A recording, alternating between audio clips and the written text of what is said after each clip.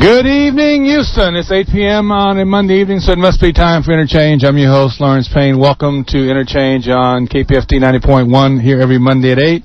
713-526-5738. 713-526-5738. Ryan, welcome to Interchange. You're on there. Go ahead, please. Yeah, I just wanted to say a couple of things about the health care bill. All right. The first thing that I wanted to say about it is that everybody, and you guys are kind of talking about it on your show and everything, it's kind of being framed up as if health care was a right. But it's not a right. You know, you have to work for your health care. Right. You know, in the Constitution, we're granted the right to life and liberty and the pursuit of happiness. Right. We're not, or the Declaration of Independence, I should say. But we're not guaranteed a right to No, it's not a right. I call it a public service. I don't call it a right. There's a difference. Well, I mean, I think that's important to understand. And the other thing about the health care bill that really concerned me was I looked up on the Internet, and it said that if you did not purchase health insurance under this health care bill, that you would be subject to a $250,000 fine and 5 years in prison. Right.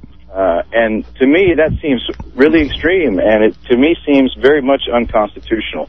I agree with pretty much everything that you. No, I think that part is. But the question, I agree with you. What if you don't? What if you cannot afford it and you don't have a job? Well, you know what? I personally don't have any health care. I mean, I'm lucky to be a healthy individual. But as far as forcing me to try to purchase health insurance, I don't feel like if I don't want health insurance, then I should not be forced to purchase it. I think that's absolutely a violation of my rights. Yeah, I think it is too. I think we have to figure out how to cover everyone, but you can't force people into something, particularly if they can't afford it. That makes no sense. Right. All right. There are holes in the bill. I mean, nobody said it's a perfect bill. That's why I think it's going to be discussed and rediscussed and argued and probably changed. I think some of those provisions are going to be changed before they get into effect. Yeah, I think there's going to be a lot of challenges at the state level to the federal government. I think you might see a lot of people turning to nullification. Well, you already heard what Greg Abbott, our Attorney General, is going to do. He already said Texas is not going to be mandated by this federal law. They're going to figure out a way to get Texas exempted. And there's several other states that are doing that as well, like Florida. Yep. And which I think on one hand is the wrong way. I think what it needs to say is, look, let's talk about what kind of insurance we want for us as Texans, and then pursue that, because some states have passed their own legislation mandating health insurance. So I think rather than look at, because we got lots of people in this state, millions of people in this state that are uninsured. And I think we cannot just turn a blind eye on those people, particularly those children who have no insurance. If you don't want to do this one, if you don't want to be under the federal mandate, then come up with your own state version. But do something. Doing nothing is not an option. I just don't think that the government has any business getting involved in the healthcare industry. I think if you introduce more free market, more competition between the doctors, because basically you're paid the same amount for one procedure in one state and another across the country in another state, you're paid the same amount. But, the market's not the same everywhere. Yeah, but I do think that we need to look at health insurance as something that we provide for individual human beings. To have someone in this country, let's just use Houston for a moment.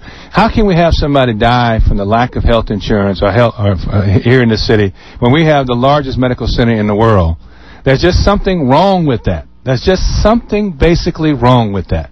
Well, I'm not saying that I necessarily disagree with that, but I don't think that the system that they've come up with is any better. I didn't say the system is perfect, but, I think what happens is you got something passed now that will start a debate and a dialogue, and we'll go from there. It's not a perfect one, I agree with you, but 40 years we've been trying to get something passed that takes into consideration of human beings who are in need, and maybe this will just start that kind of discussion and dialogue. Okay. Well, it's a little late for that. Oh, yeah? Well, I think it's going to be amended and discussed, and maybe something good will come out of it. We shall see. We shall see. We got a bunch of calls. Thank you, Ryan. Appreciate it. Anytime, man. 713-526-5738. Jimmy, you're up next, followed by Diane. Welcome, Jimmy. Bob, we got to go. Bob, I'm out of time. We got to go. Appreciate it, man. Sorry. We're going to continue this debate next week in discussion and call in. We're going to have some more wonderful time to talk about this. Let me end with this. Politics is the gentle art of getting voters from the poor and campaign funds from the rich by promising to protect each from the other. Oscar America, our leading labor organizer. We're going to be talking about this going forward. It's going to be on the radar screen for many, many weeks and months to come. We're going to tie in some practicality of this and look at it from a social, economic, as well as political perspective and a cultural and spiritual perspective of what does it mean to care about the least, the last, the lost of our society. We thank you for being part of Interchange for this week and for your calls. We look forward to you joining us here every Monday at 8 p.m. And until then, as always, peace, power, and love.